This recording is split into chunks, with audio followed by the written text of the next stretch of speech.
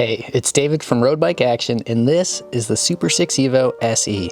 Cannondale's Supersix Evo, the once super light climbing bike, is no longer just that. Cannondale took the name of their well-known Supersix Evo road bike and created a series of gravel bikes, with nearly none of the original characteristics as its namesake. Much like the rest of the road bike market, in 2019, the Supersix Evo underwent compliance-focused design cues to appeal to a wider assortment of riders and ride types. Now, in a similar fashion, Cannondale is optimizing its former dedicated cyclocross bike, the Super X, under a new, more recognizable name to appeal to the competitive gravel rider. The Cannondale Supersix Evo SE frame owes much of its geometry to the Cannondale Super X cyclocross bike. Our size 54 SE has a relatively short 102mm wheelbase. This is achieved by the short 422mm chainstays and Cannondale's asymmetric integration. Cannondale's AI offsets the rear triangle and requires the rear wheel to be dished 6mm to the right, but most importantly, it allows for more tire clearance. Cannondale's original gravel bike, the Topstone, was held back by a maximum tire clearance of just 40mm. The new SE can fit up to 45mm tires. In addition to the wheelbase and chainstay length, the Cannondale SE shares the same 55.5cm stack, 37.8cm reach, and steep 71-degree head tube angle as the Super X. There are a few more similarities to the latest road Supersix as well. Cannondale pulled similar airfoil tube shapes from the Supersix Evo for use on the SE. The SE has a claimed frame weight of 1,000 grams, and there are just 2 bottle mounts like a road bike. We're fans of the refreshingly simple cool mint colorway, but would like to see some flashier colors alongside the meteor gray option. We were a bit surprised to find SRAM's Rival AXS group on the $5,000 build. Rival ranks the lowest on SRAM's 3-tier wireless AXS platform, but includes much of the same shift performance as the higher-end Red and Force groups. However, the pricing does start to add up when you consider the $2,700 frame price and $1,400 2x Rival group.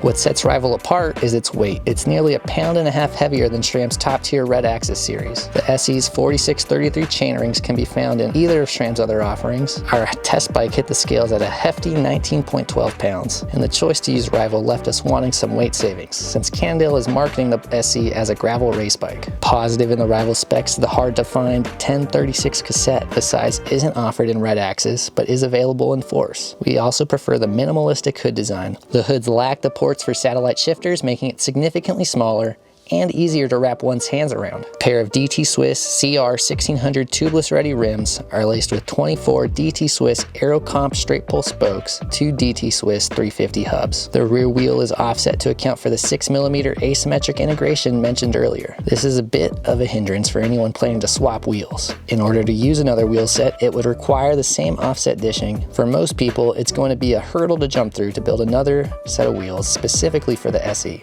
Our test bike shipped with 38mm Vittoria Torino tires. Cannondale says they're planning to use 40mm tires on future orders. We were impressed with the overall tire and debris clearance for a performance-oriented gravel frame though. Starting up front, small parts include Cannondale's 6061 alloy bar and stem, a hologram SL knot carbon seat post with 15 degrees of setback, and a Pro Logo Dimension AGX saddle. Given its nearly identical geometry to the Super X, the Supersix Evo SE is quick to inputs and rides like a cyclocross bike with the versatility of wide tires. However, the geometry and road bike-like tube shapes provide an aggressive, stiff approach to gravel. It feels at home on technical single track thanks to its short wheelbase and steep head tube, but we could feel just about every bump and rut more than usual. The SRAM Rival AXS drivetrain offers a less than 1-to-1 gear ratio with its 4633 cranks and 1036 cassette, which is appropriate for climbing and gravel conditions. On the flats, we found ourselves in the big chainring, usually in the middle of the cassette. It was rare we made the jump into the 10-tooth cog, but it was nice to have for long road descents. Given the relative stiffness of the SE, the wide tire clearance adds much needed utility. We're pleased that Cannondale has finally released a frame with clearance for up to 45mm tires. The Topstone left us yearning for more pneumatic cush, and the SE delivers just that. Cannondale has added a distinctive offering to the gravel market with the Supersix Evo SE. The cyclocross-like handling proves to be a fun, engaging experience that requires a rider to be on their toes. This is one of the most controversial aspects of the older Supersix Evo road bike. Some test riders preferred the feeling of speed, while others preferred a more toned-down design. Evidently, the toned-down design proved more popular on the road side of things, so we'd like to see how the hyper-responsive characteristics of the SE are tuned in the future. Thanks for watching, and be sure to like and give us a comment on which bike you'd like to see us review next. And remember to ride safe and ride often.